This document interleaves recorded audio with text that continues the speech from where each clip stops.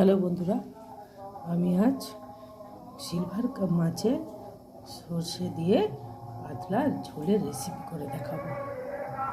তো প্রথমে বন্ধুরা কী করব, প্রথমে মাছগুলোকে ভালো করে তেলে ভেজে নেব। তো বন্ধুরা মাছ ভেজে ফিরে আসছি। তো বন্ধুরা মাছগুলো সব ভেজে তুলে নিয়েছি। এবার দেখুন কত বড় মাছ, মুড়ে টাকার দেখো। চলো মুড়েটা ভেজে তুলে নিয়ে ফিরে আসছি। তো এবার ওই তেলেই আলু ভেজে নেব। এই সর্ষে বাটা দিয়ে ঝোলের আলুগুলো একটু লম্বা লম্বা কাটলে ভালো লাগে। তো বন্ধুরা আলুগুলো ওই মাছ ভাজা তেলে ভালো করে লাল লাল করে ভেজে নেব, ফিরে আসছি। তো আলুগুলো খুব ভালোভাবে ভেজে নিয়েছি। তো ওতেই একে একে আমি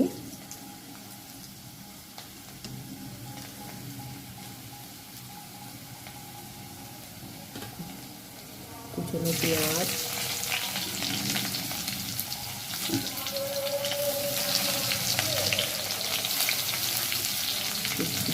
কুচনো টমেটো, কাটানো নুন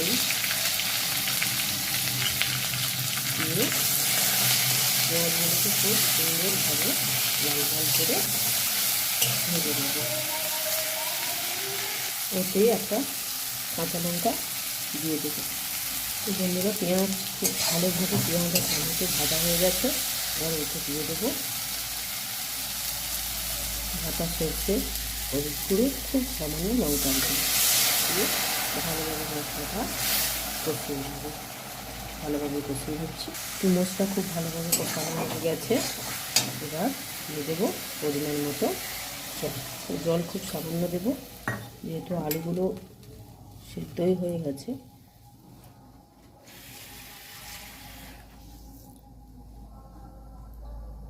ফুটতে থাকুক বন্ধুরা, ঢাকা দিয়ে দেবো।